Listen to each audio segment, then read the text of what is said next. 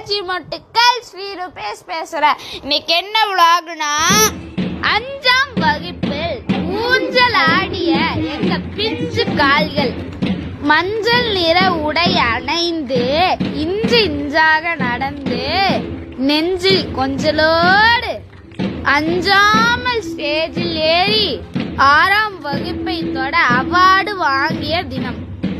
ஆமா கைஸ், இன்னைக்கு என்ன விளாகுனா let us welcome an active and energetic student Sri Rupesh. In the future, his dream is to become a businessman. He is being awarded as good at sports. Let's give a very big round of applause for our young graduate Sri Rupesh. எங்களோட graduation day 5th to 6th போறது guys. இந்த video பிடிச்சிச்சுன்னா like பண்ணுங்க, share பண்ணுங்க, subscribe